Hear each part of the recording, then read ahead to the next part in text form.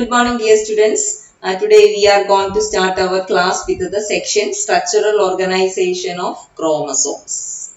Last class we wind up with the ribosome assembly. I hope you remember that in the beginning of this chapter, I just mentioned about cell cycle.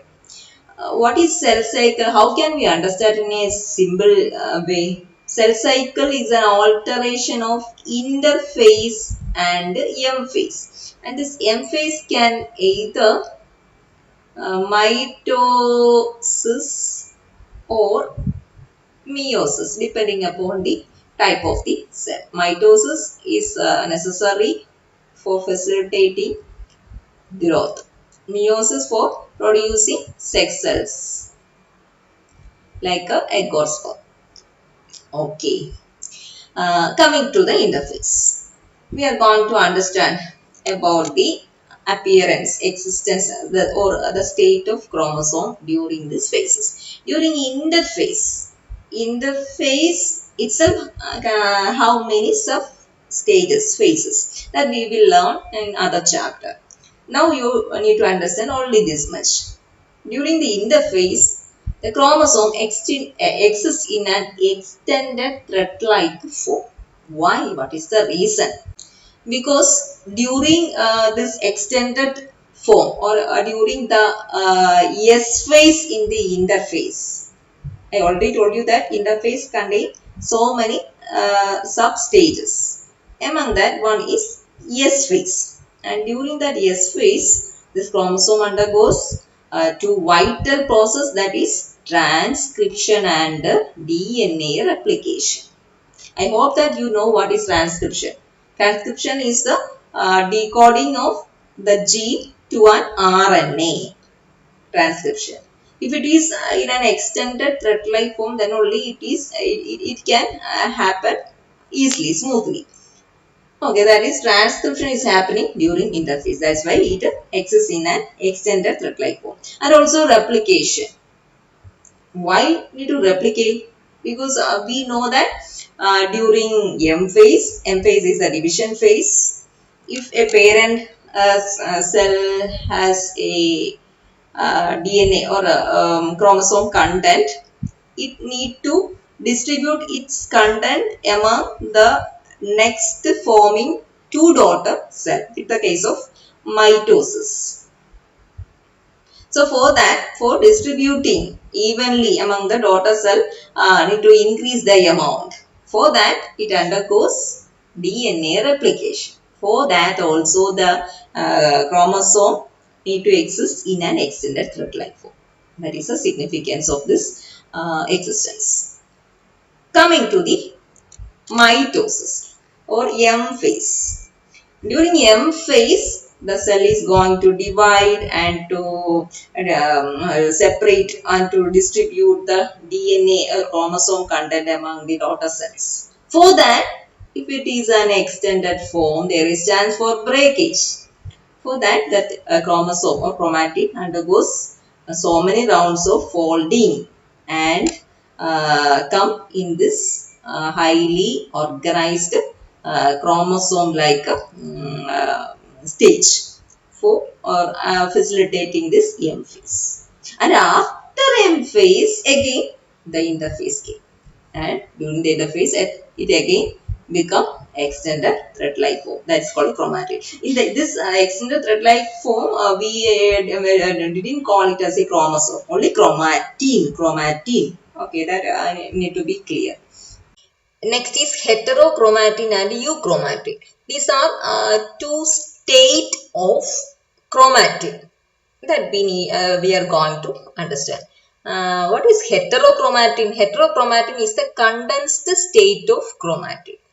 Okay, condensed state means it is a tightly packed state of the chromatin, closely packed.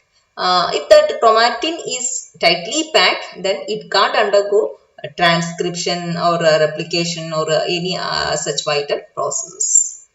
Okay, then coming to euchromatin. What is euchromatin? Euchromatin means true chromatin, and that is the fully extended thread-like chromatin. As it is extended form, it can very easily undergo transcription and replication. Euchromatin. Okay. Then connecting with this heterochromatin and euchromatin, two more terms we need to understand. That is constitutive heterochromatin and facultative heterochromatin. Okay. And what is constitutive heterochromatin? Constitutive heterochromatin means it remains condensed every time. That chromatin always exists in a condensed form. They are inactive chromosome. Okay, and what about the location of this constitutive heterochromatin? It can be always seen near to the centromere and telomere. And associated with that, we need to understand one more term, that is position effect. Position effect. What is position effect? Position effect means an effect because of position. Position of what? Position of certain genes near to this constitutive heterochromatin. The active genes that is located very near to this constitutive heterochromatin, it will lose its activity because of the impact of this inactive constitutive heterochromatin region, and that effect is called a position effect. Then why does active gene come to this position near to this constitutive heterochromatin? Because of another process called transposition. What is transposition? It's a jumping. Jumping is a property shown by certain genes. It jumps from one location to another. Such type of genes are called jumping genes. It frequently changes position, and those genes, they are actually involved in coding certain RNAs. They are doing vital roles in the chromosome. But as they move to a position near to this constitutive heterochromatin, it loses its activity, and that effect is position effect. Okay, I think it is clear.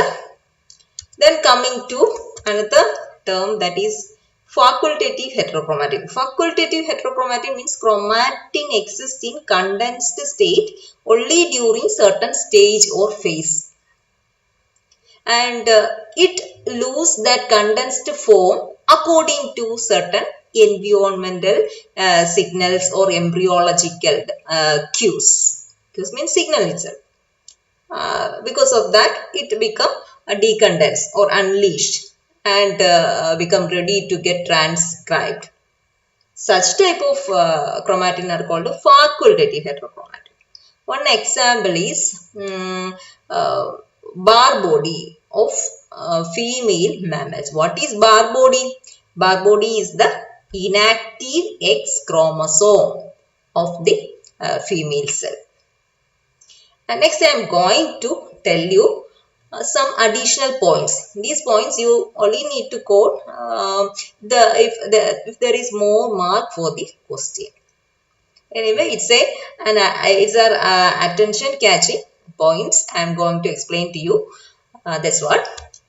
Regarding the bar body, how one of the X chromosome get inactivated or silenced, that I am going to explain. We know that males are XY and females are XX. Two X are present in female cell, and in male cell one X and one Y. And this Y chromosome is poor with respect to the number of functional genes. Number of functional genes wise, it is poor.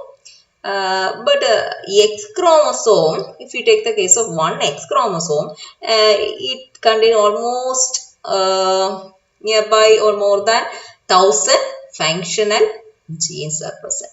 As female cell possess two X chromosome, it may result an effect called the double dose effect.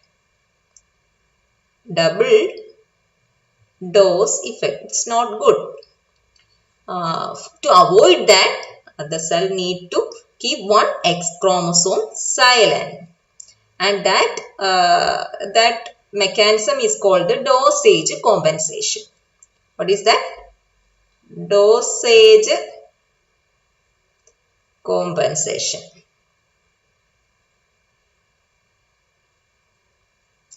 Okay, and how that is happening, that I am going to explain. In each X chromosome, they present one gene.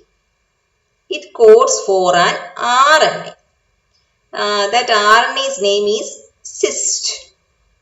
It is a heavy RNA. Its weight is almost 17 kilobase. And it doesn't get translated to any other protein or anything. It exists as RNA itself. What is the role of this RNA? It silence its own chromosome. Means from which chromosome it get transcribed, it silences that chromosome itself by recruiting certain silencing protein.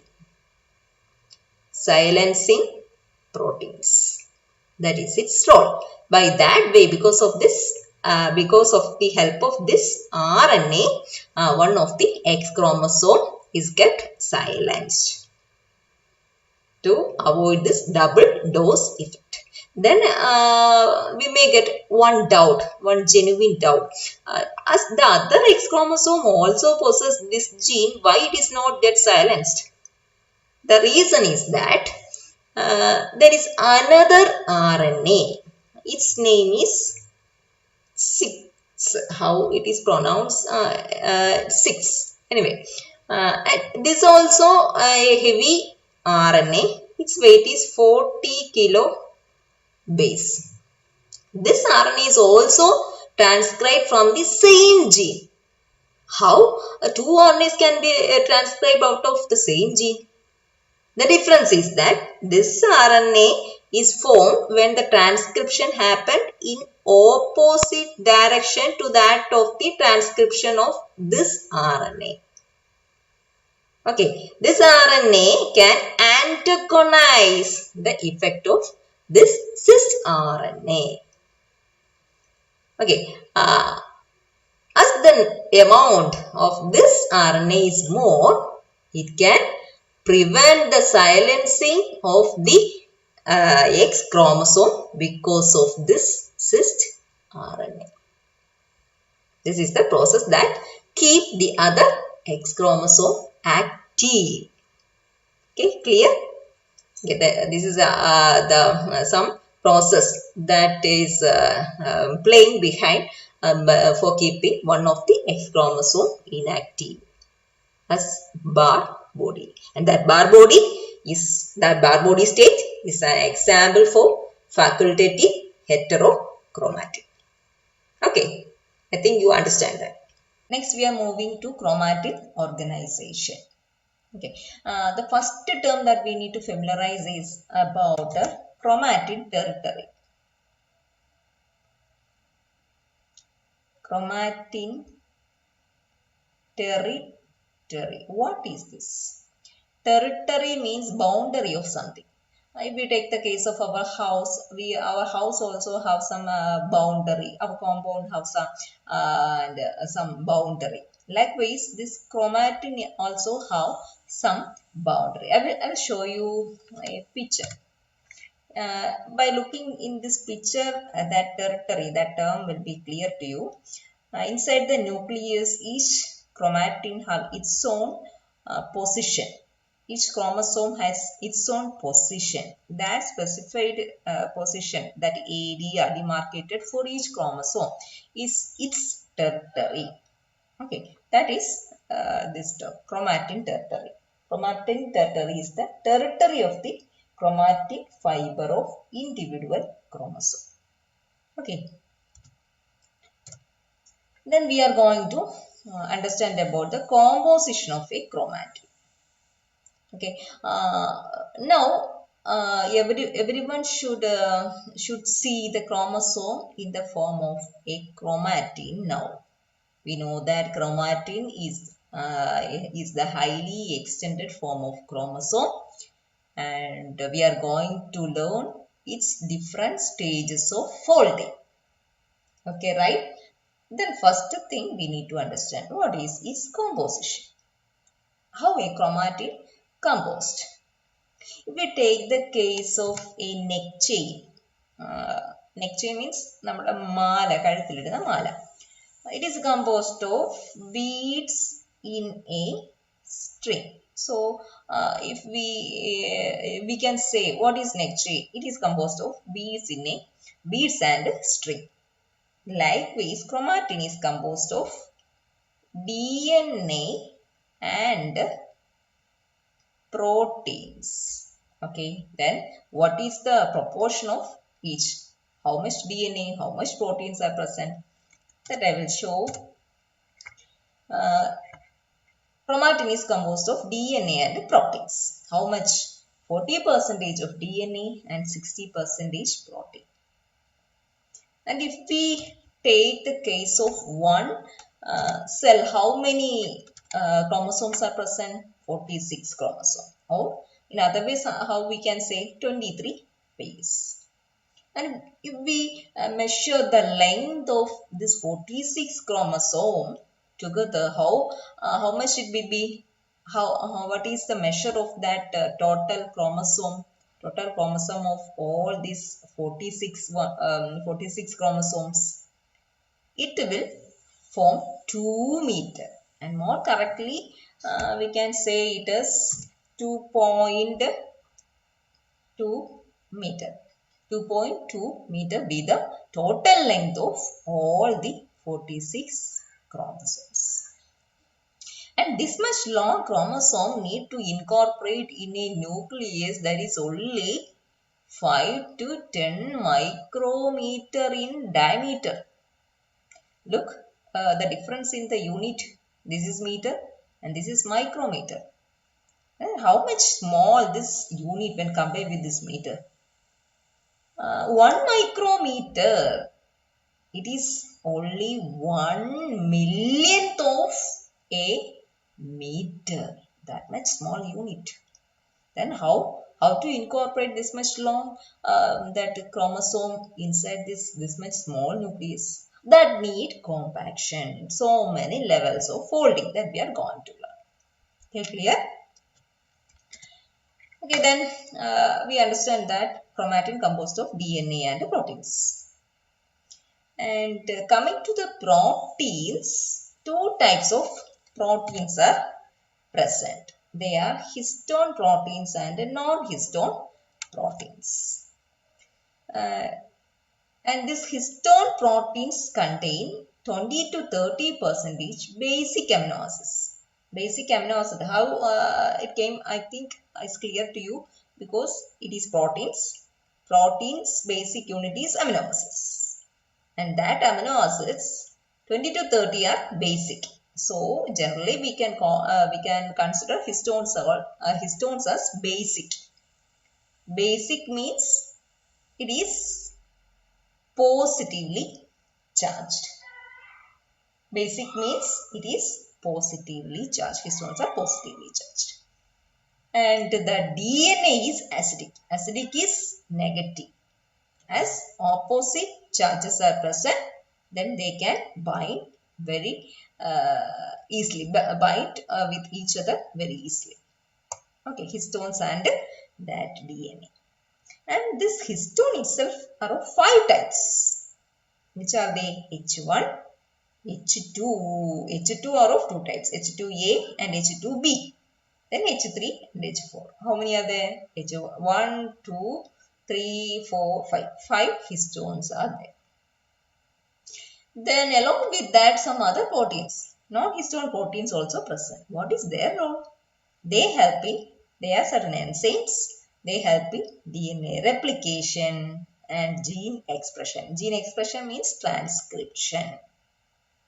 Okay, clear? Then one more thing I need to should make sure that whether you know or is not clear to you. That is about the concept of chromosome. What is the appearance that is coming to your mind hearing the term chromosome? Is it like this way or in this way? Both are correct, but one basic thing should be clear to you. That's what I am going to explain. I am going to explain that by considering only first pair of chromosome. First pair of chromosome.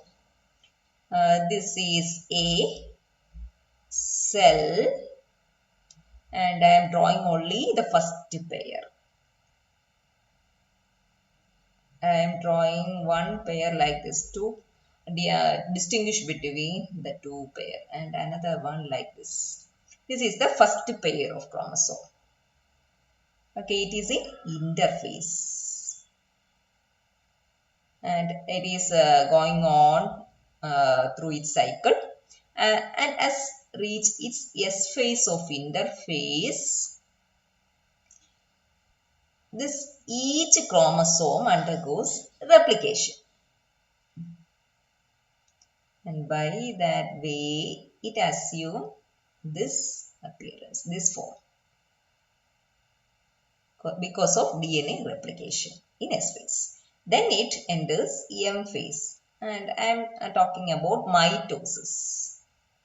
Mitosis phase, we know it is the division phase. A cell undergoes division and form two daughter cells. I am going to draw only that two daughter cells, and that formed two daughter cells also should possess the same number of chromosome as that of the parent cell. What is the number of chromosome as we start from here is the only one pair. So here also one pair. What would be its nature? This is the parent,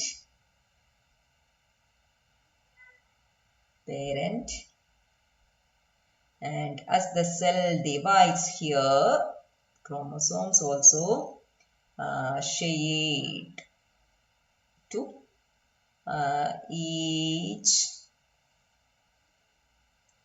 cell.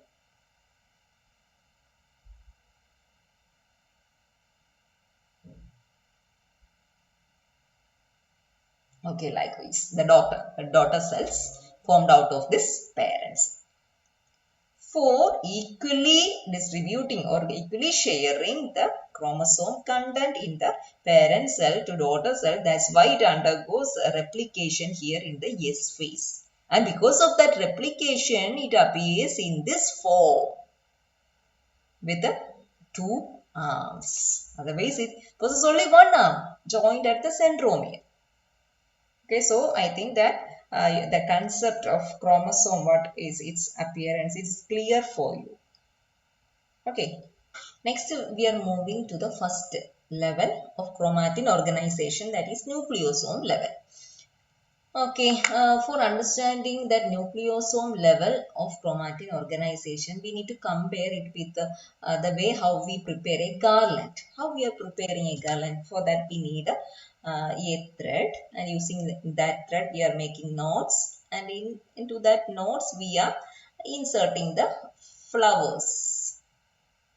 Okay, again we are making knot, and inside there is flowers, and it continues. Nucleosome is such a type of organization of DNA, compaction of DNA. For what? For incorporating that lengthy DNA inside the smallest nucleosome.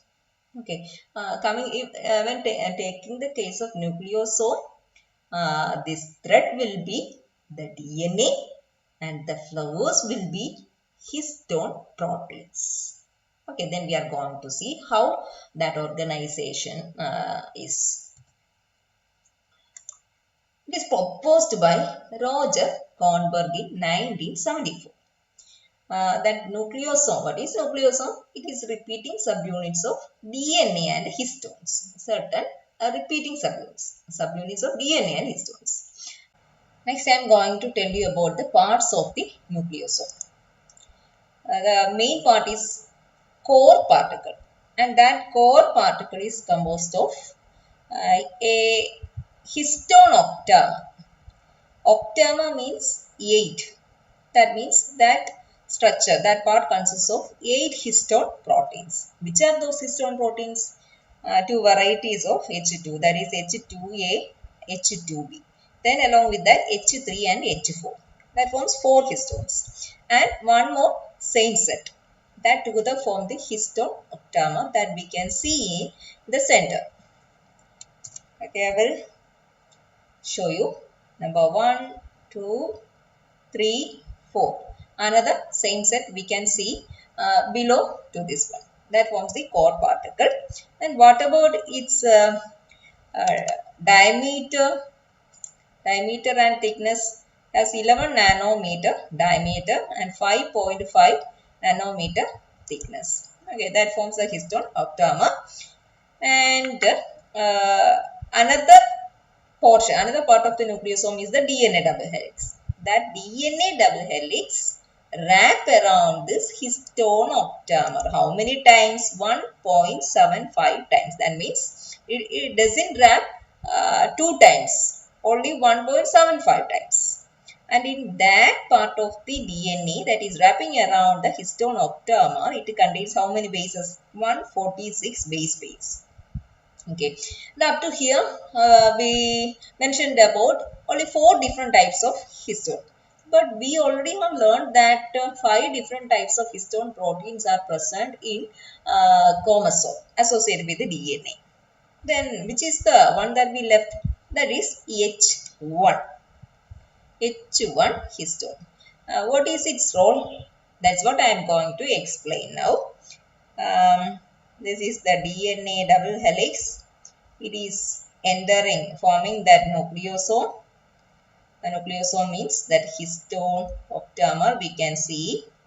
In this structure, this is the part of the DNA double helix that is entering the core particle and it leaves from that core particle. 2 ends are here. And these 2 ends need to be held together. Otherwise, it uncoil. It may release from the histone octamer. For that, there need to present another histone protein, that is the H1. We can see that one here. It holds the 2 ends of the DNA that enters and leave the core particle.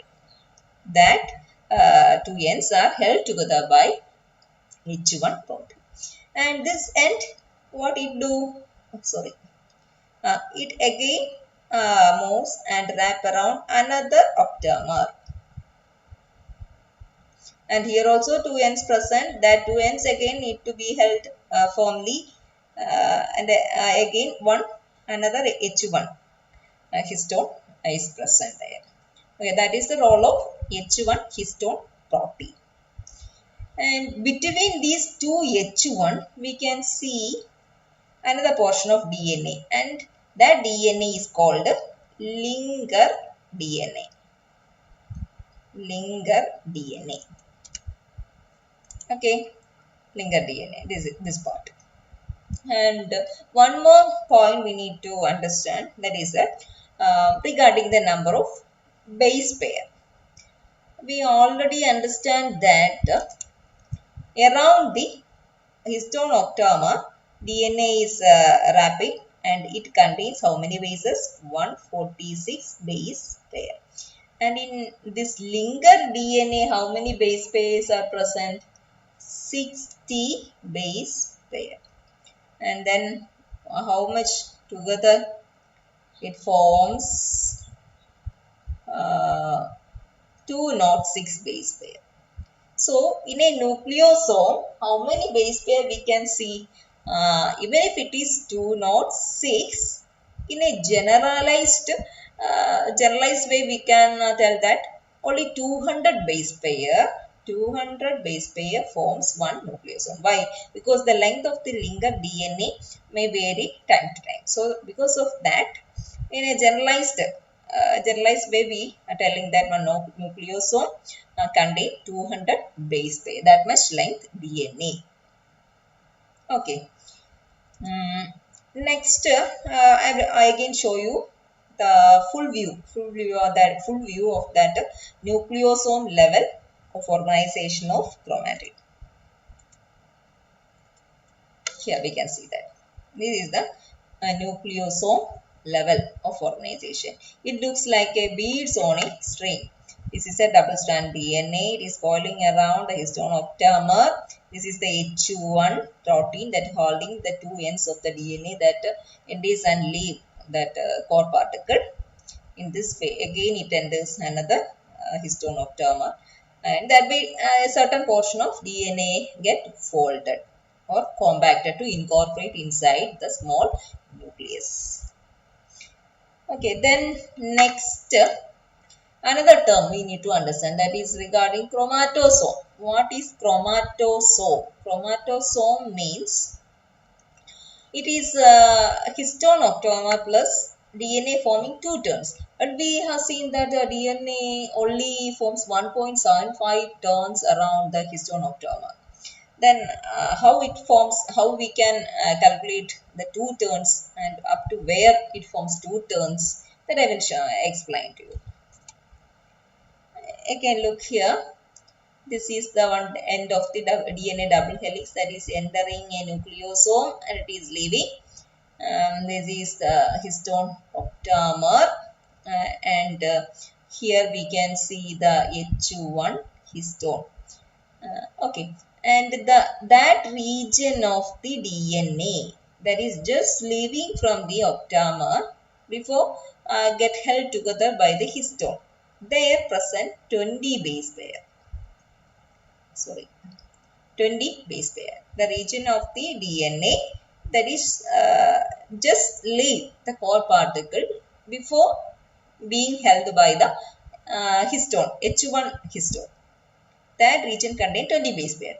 In this portion, we already understand that 146 base pairs are present. That forms 1.75 turns. Okay, and this 20 where it is present, I think is clear. That forms 166 base pair of DNA. That forms that forms two complete turns. Okay, so this histones and this much DNA, this DNA composed of 166 base pairs, that forms complete two turns. That much region is known as a chromatosome. Okay, that is chromatosome. I think it's very clear to you. In the case of prokaryotes, the DNA is without any types of protein, so it is a naked DNA, and its transcription is simple when compared to that of eukaryote. When coming to the eukaryote, for the time of transcription, need to remove or to unwind that DNA. For unwinding, that histones associated with the DNA need to be released. How it is released, that is what I am going to explain you. You already have seen that the DNA in the nucleosome level, it is organized in this way, and here we can see the histone octamer. For transcription, need to release this histone from here. We know that histones are certain proteins. Proteins, we know that it is composed of amino acids. Okay, then what make the histone to release from this DNA, to deassociate from this DNA to facilitate transcription? That I am going to explain. Two methods are there. First one is methylation. Methylation means a methyl group is adding to any of the amino acid of the histone protein. Generally, if a methyl group is adding to any of the amino acids of the histone protein, it doesn't support or promote transcription. That means histone's affinity towards DNA increases because of methylation, generally. But if the addition of that methyl group happened to two specific amino acids like lysine or arginine, if that methyl group is added to any of these two amino acid of the histone protein, then it decreases the affinity of the histone towards DNA and histones are released and it promote transcription. Clear? Generally, methylation suppresses transcription, but if that methylation happen to lysine or arginine amino acid of the histone, it will promote transcription. That is first method. Second, acetylation. Acetylation generally promote transcription. That means acetyl group is adding to any of the amino acid of the histone protein. Because of that addition, histone loses its affinity towards DNA and it releases from the DNA and in that way it promotes transcription. These are the two methods that play important role for promoting or suppressing transcription. Okay, I think it's very clear to you. With this, we can finish today's class and section. Next class, we will study about next level of chromatin organization. Okay, thank you. I'm an icon, man. And my girl about a 10. I should fuck her in the Benz.